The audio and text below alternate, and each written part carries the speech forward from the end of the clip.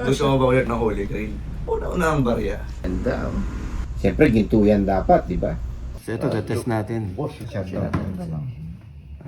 Sa akin naman, money is nothing. Mahal!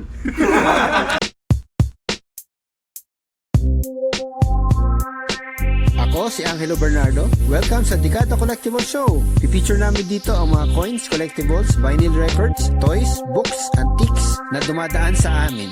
At mag-interview din kami ng mga collectors and dealers. Siyempre, hindi mawawala ang ating mga picks at mga pasyal na may kinalaman sa collectibles. Tara, kwentuhan tayo. Pasok! Ay, ano naman? Magandang Mr. hapon. Brian Fernandez. Magandang hapon, sir. Magandang hapon. At sino kasama niya? Asawa ko pala, sir. Si Rachel. Hello. Sige, upo kayo. Sir. Anong jackpot ang bibigyan mo sa akin ngayon? Gusto mo ba ulit ng Holy Grail? Sige nga. Ano yan? Kauna-una ang barya. Kauna-unahang barya! Sige. Eh, alam mo naman, di ba, bago tayo masapok ng... Kung ibang tao yan, malamang baka hindi pa ako maniwala sa'yo, pero ikaw, Sir, okay. diba? Yan na. Pintahan mo na lang. Wow! Piloncitos! Di ba? Hindi ako nagkakamali. Piloncitos. Or Granitas de Oro. Granitas de Oro. Ano ba alam mo dito, sir? Ang Piloncitos, sir, ayan ang... Makikita mo sa Luzon, Visayas, Mindanao. Tapos, yan ang pinaka-first na currency, parang mesa ng Indonesia. Okay. Pero yan, napaka-rare. Kasi, ginagamit yan sa pagbabarter lamang. Diba? Ginagamit sa pagbabarter. Kakaiba yan, sir. Para lang din siyang butil ng mais. Para siyang butil ng mais. Pero kung isipin mo, no, yung mga noon, talagang importante na talaga sa Pero- sivilisasyon ang gold. Marami yan. Kasi noon, kaya bulawan na tawag yan, sir. Kasi sa salita Bisaya, bulaw is Bulaw. ginto.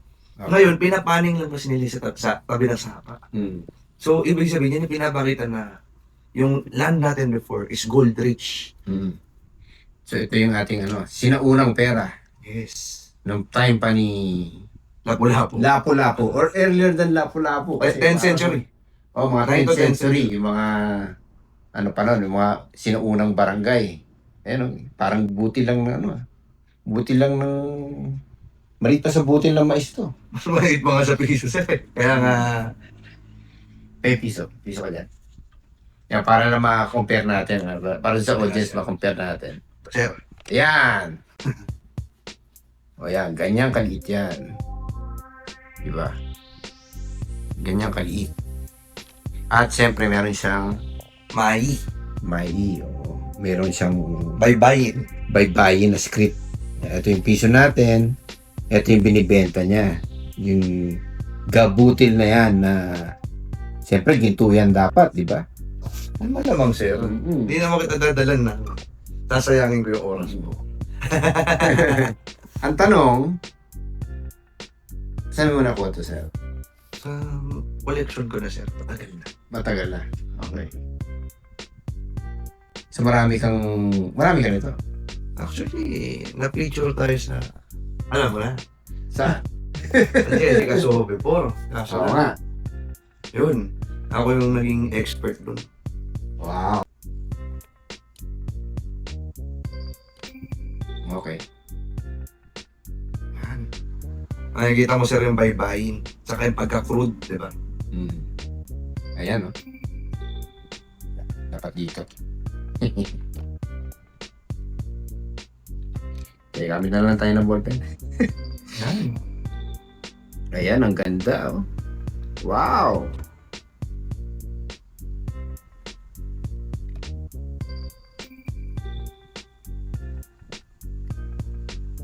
O, diba? So, ayan na yung bye-bye na script niya. Ngayon, ilang grams ba ito? Point something lang yun. Para nga lang serte nga eh. point 5. Point. 0.3. Yan, 0.3 grams lang, oh. Yan yung pinakamaliit na nahawakan ko. Ay, meron pa pa. 0.1. 0.3. Eksakto 0.3 ah.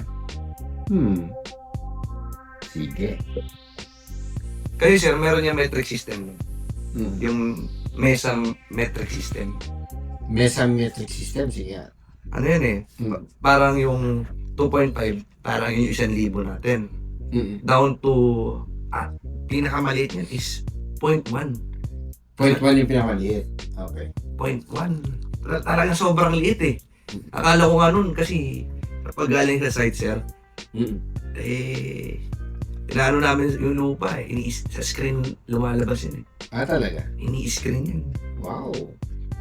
Mari ba malaman sa isang site yan para magdala tayo ng screen? Confidential yun sir eh. Hindi, pero probinsya. Sa probinsya, doon ako naman ako yan. So yung mga taong nakakakuha, binibenta naman sa akin noon. Noon. Okay, kasi alam nilang bumibili ka. Tsaka nagpapaikot ako siya dati. Okay. Kasi bata ka pa lang, mangolekta ka na yun. Kung dinala ko naman ng isang araw nung nakaraan. May resources ka pa.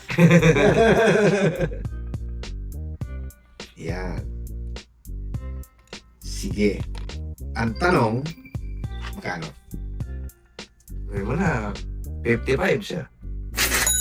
55,000! Magkano yan? Sige, hindi ka masasabi bibili ko sa good value, pero ano yun natin, 55,000 divided by 0.7, 0.3, no? Bakit nataas? O dapat times 0.3? Hindi. 55,000 divided by 0.3. By 0.3, taas eh. Oh, 183,000, mali yung math natin. Ano, 55,000. Fractional kasi. Huh? Mali, di ba? 0.3. Hindi rin. Right. Talent, alam ko na kung bakit. Tama yung 183. Kasi fraction, yung 0.3, fraction of a gram eh. Ngayon, kung ginawa natin 1 gram yan, 180. 183,000. Mahal? Mahal naman ito. Pero sir, yan, magagarantihan ko naman sir yan. Okay. Gusto mo pa XRM natin? Pwede. Oo, kasi nga, meron tayong, recently, doon sa recent na FCAS sa auction, yan, nagkakwentuhan yung kasi may XRF machine na naka-display doon eh. So, nagkakwentuhan yung mga may koleksyon ng Piloncitos. Sabi nila, ang Piloncitos, yung original, dapat daw yan, maraming impurities. Pag kukunti impurities mo, pwedeng hindi, kasi yung time na yon, Hindi sir. yung refining process nung time na ginawa yan, pre-colonial to, di ba? Yes. Yung refining process nun is not as sophisticated as it is now. Pero sir, Yan yung niya. may pero. Depende Sige sa lupa ng area. Depende sa lupa. Kung saan nanggaling yung lupang pinanggalingan yan. Kasi parang Baguio. Ang bulawan nila doon is 18K. Parang Bicol. Ang bulawan nila doon naglalaro ng 16 to Depende sa origin. Sa Samar, iba din ang lupa. Sa Sulu, iba din ang lupa. Kaya kita tinatanong, saan mo nakuha? Kasi nga, may may factor yan dun sa niya. Yan. Sa M ang origin yan. M. Sa dulo. M yung dulo. Hindi.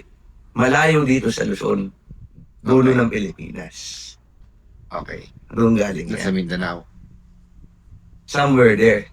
Pero I cannot disclose the actual Okay. site. Sige, we have to respect it, no? Kasi siyempre kailangan natin pag-aralan pa yan. Tsaka iniiwasan din natin magpunta ng looters.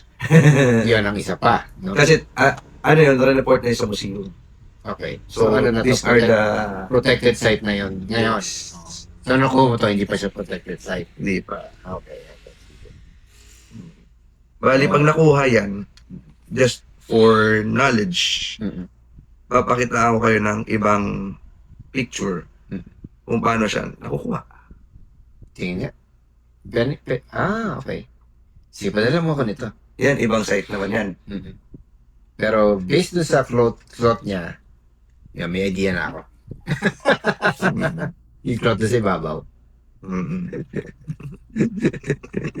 Pero siguradong totoo yan kasi may mga butong kasama yan eh. Yun lang!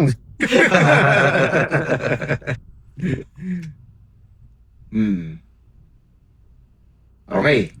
Mukhang kailangan natin itong pa-XRF. At least meron tayong point na. Ano ba natin pa SRF? Saan tayo kukuha? Siyempre, ngayon na. Tawagan natin si Bustoy. Ano ako niyan? Gold yan? Hindi mo.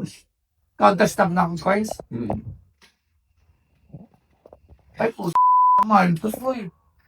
So ito, test natin. Boss, lugi tayo. Yan. Silver din to eh, no? Paano yung camera nito? Ano? Ay, ba't naka-shot ko? Evident pala. Ano uling? Ikaw kakamera mo muna? Okay na yun, kasi na yun. Okay. 20 karat. Okay, 20 karat siya. Paano presyuhan yan? Merong silver, tsaka merong copper. Kita natin dito na bukod sa may 80% na gold, meron ding impurities tulad ng copper at iron. Ngayon, compare natin ito sa ibang pulensitos na na-XRF ko dati. Kadikada, meron ba kayong mga silver coins tulad ng American period coins mula 1903 hanggang 1945 na may denomination na 10 centavos, 20 centavos, 50 centavos at 1 peso? Perahin nyo na yan. Kumukuha din kami ng mga gold coins at scrap jewelry. Contact us at Dekada TV on Facebook.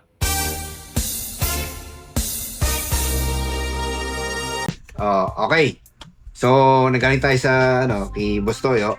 Pina, natin itong, itong piloncitos mo. And lumabas. Ang taas ng niya. 19 karat. Yes, pero alanganin niya eh. Oo. Medyo alanganin eh. Kasi yung ibang mga nakita ko, kunyari katulad doon sa Salcedo na auction. Pero yung sa Salcedo, May siya? 14 nga na ito eh. May 14. May 10. Bebe. Pero Parang wala siyang, walang standard. wala naman kasi gold standard nun eh. Pwedeng maganda yung lupa lang na pinanggalingan. So, pwede sa lupa lang. Kasi Hindi naman nila iba-iba tinetest yung, eto sir eh, yung raw gold nun, hindi na nila na-process yan eh. Kung ano lang mapulot nung sa ilog, yun na yun. Pero yung nakita natin, kunyari sa Salcedo, ang daming impurities. Maraming impurities yung gold.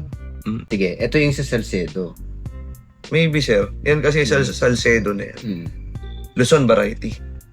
Luzon variety. Yung, makikita mo naman eh. Iba yung pagka-strike niya. Iba yung pag-strike niya. Kahit tingnan natin sa libro ni Legarda. Sige. Meron din ako ng libro ni Ligarda. Yun.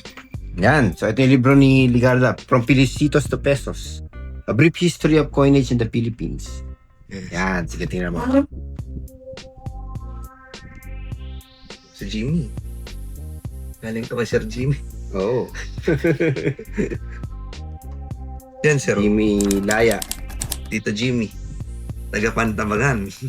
Wow. Makikita mo sir. Yung variety, iba-iba. Hindi. Ito na lang. Iba yung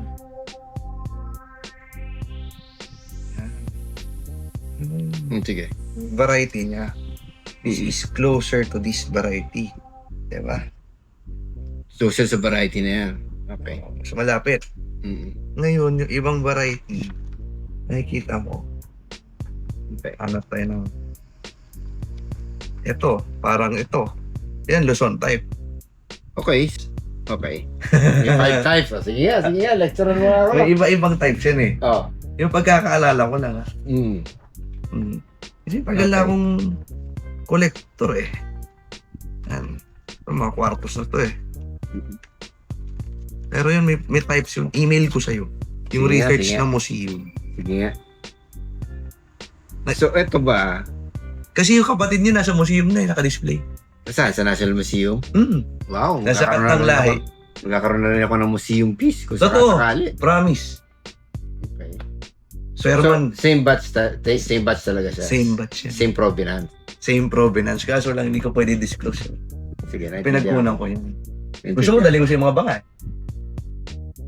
Punta mo sa bahay, papakita ko kayo. Yun lang siyempre, pag eventually, yun nga problema niya. Pag eventually, pag binenta ko siya, baka kailangan nito yung provenance mo. Bigyan ka ng mga. Tsaka yung mga documentation, paano ko inubay. Pero hindi ko ilalagay lugar. Exacto. Hindi ko geotag yun. Hindi yung geotag. Pwede mo sabihin probinsya. Provincia. Ayun, Mindanao, sinabi mo na, di ba? Nakita mo naman, di ba? Kung saan yung mga beses. Oo. Ayun. Ayaw mo na sabihin yung Ayaw ko na sabi yun. Pero kilo-kilong ginto na ko namin doon. Wow! Yan ang treasure hunt. Hindi yung mga kung ano-anong mga scam na na Pero may mga markers na. alam mo, sir, yung Mga patay. markers na gano'n. Yung patay nakaganyan. Tapos dito, yung mga abubot niya, may platong blue and white, may sela doon. Tapos yung mga alahas yan. Tapos yan naman, nakalagay sa parang jarlet na jar siya. Tapos nun, nakaano siya. Parang alay, ganon. May kasama pa kayong mga karnilyan eh. Mga Karnilyan. kamilyan. Kaso nang binenta ko na. Okay. Yan yung mga souvenir ko dapat. Eh gusto ko lang magkaroon ka ng something At the right price. Price. Sige. Type ko siya. Pero, yun nga. Oo. Gusto kong pag-aralan yung yung impurities ba? So, sabi mo kanina, Yung LED kasi, pag may lead, hindi common eh. Sa lahat ng nakita ko, LED is not a common impurity to kahit sabi mo, common gold mine. LED is not common impurity. The common impurity sa mga gold, lalo na sa mga minahan sir. Ang alam ko is yung usually copper, AG, and silver. Hindi, Tapos- AG is silver. Yes, usually. Tapos, eto to kasi may iron. Meron ding part yun eh. meron Kasi siya, ang meron. copper at iron magkasama eh. Tsaka hindi mo maiwasan yung cross-contamination. Kasi ang XRF, ibabaw lang ang inaano niya. Yung gitna, Iba pa yun. iba pa yun. Kasi yung, parang yan, may mga bakal din nakasama yung yung dagger. May kasamang mga dagger yung, May kasamang iron talaga yun. gusto mo, bigyan ka to ng dagger. Marami ko sa bahay. Kaso nung wala na yung hill, kinuha ko na.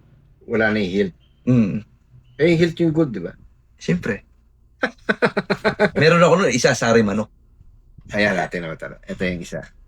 16K, silver, Copper. Yan eh. Gold, copper, gold, silver, copper. Mm. Etong isang to, ito yung pinakamaliit. Mm.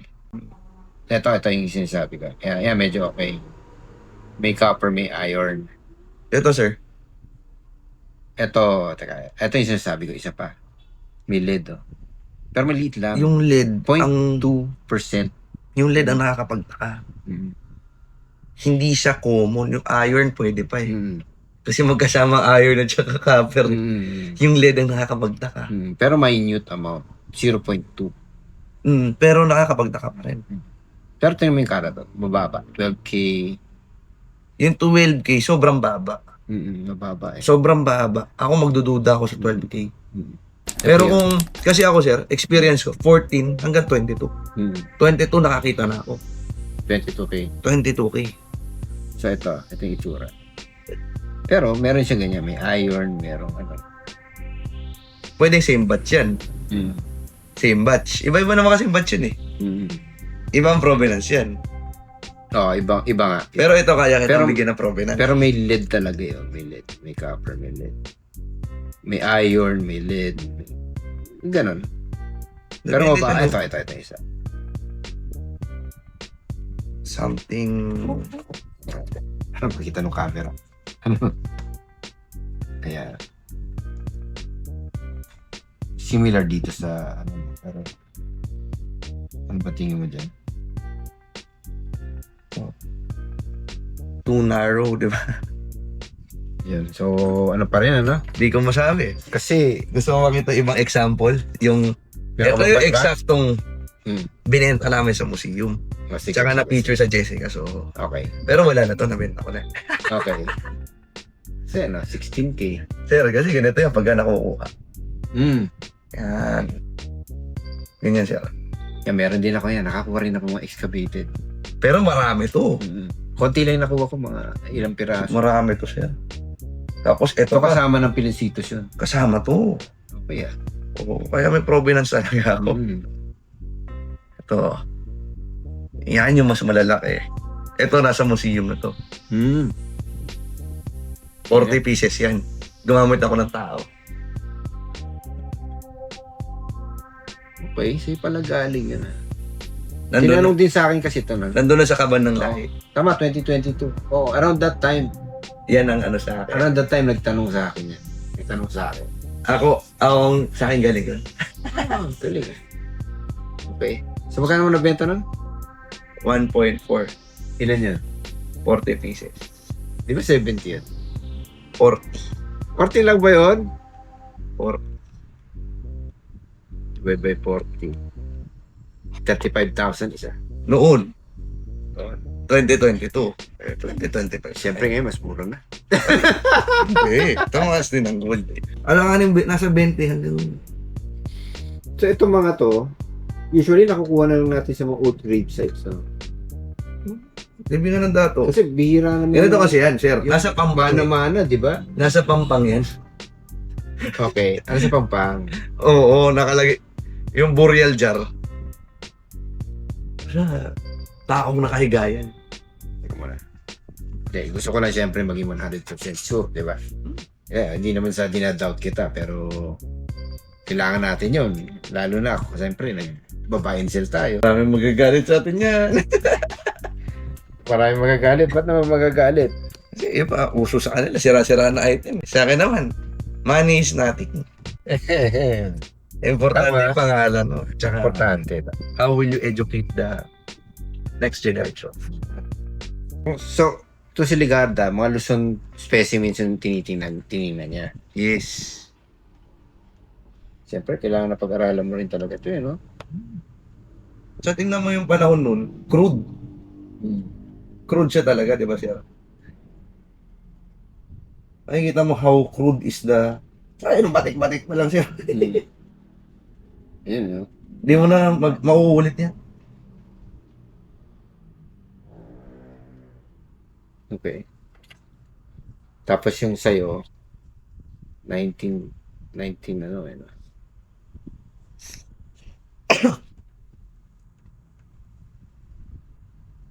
Pero mga ano na lang yan. Konti na lang yan ang hawak ko. Isang dakot na lang yun. Natitira.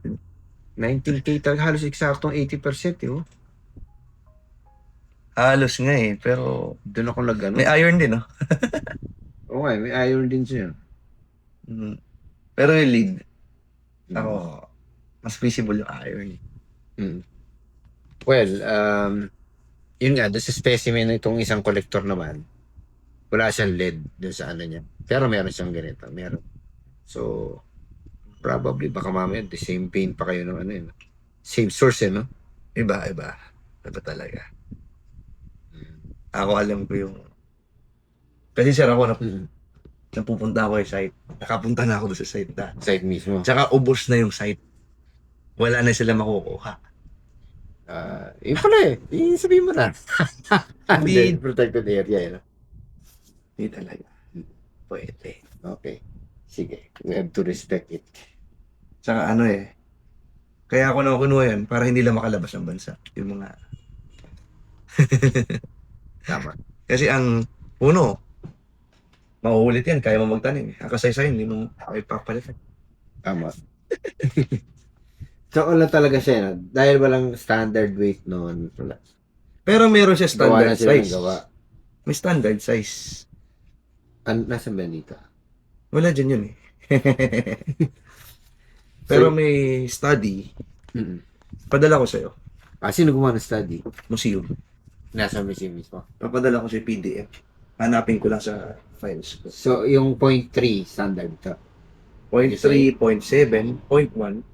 Tapos may 1.7, di ba? May 1.7, 1.8. Alanganin eh.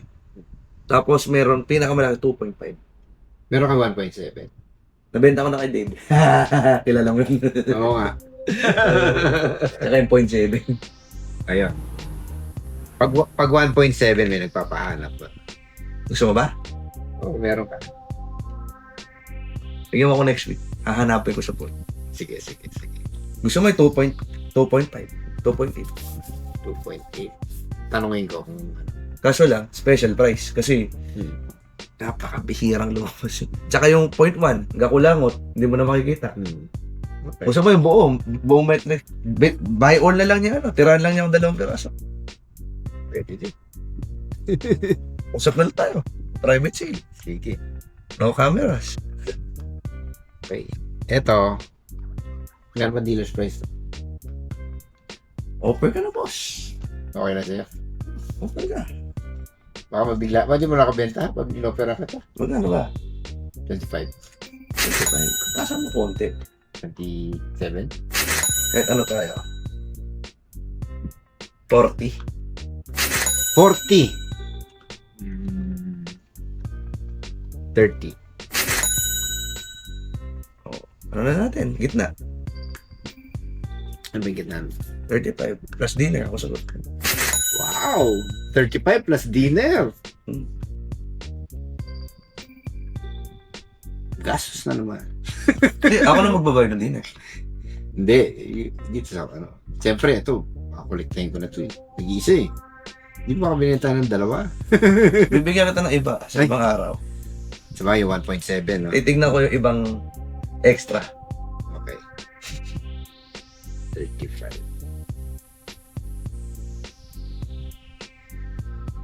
Good deal, pare. Good deal na to, ha? Kasi magkano sa Stock and Bowers, di ba? Hindi na lang kilala mo na rin yun. Nag-i-islam. Pero ito kasi, hindi na isla, eh. Hindi. Hindi siya na... Tsaka ngayon, inalis na rin yung pag-islam ng barilya. Ayaw na ng NGCP, CGS. Oo nga eh. Hindi nga naslab yung ano eh. Yung una, yung ako. Pero ako nakapag-baslam ako na lead type. Ang lead type, nakondin? Oo. Okay ah. Matindi talaga. Square pa yun sa akin. Matindi talaga itong kaibigan nating collector na to. Pero ako, tahimik lang ako sir. Hindi ko kasi kailangan ng drama. Hindi ko kailangan publicity. Ako lang, basta maging masaya lang ako. What's good for my eyes? Hindi, tsaka ang ano natin dito is, ano di ba? Siyempre, yan, isa rin sa goals ng Dekada TV yun, na ano siya, yung promotion of the hobby. Yes, tsaka sabi ko si sir, di ba? As I promised the last time nung dinala kita ng Alfonso, bibigyan kita ng matutuwa. Oo nga eh. Parang nabenta yata natin yung katutuwa.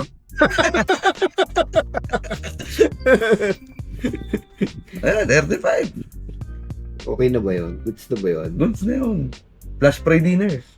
Yan, sa Mariam. Dinner, oh.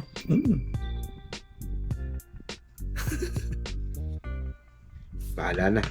Sige, you had me at pre-dinner. You got a deal. Done deal. 35. 35,000. Yes. Meron na akong pilonsitos. First, second time going to Dekada. Maayos na makadil si Sir Angelo. Good job.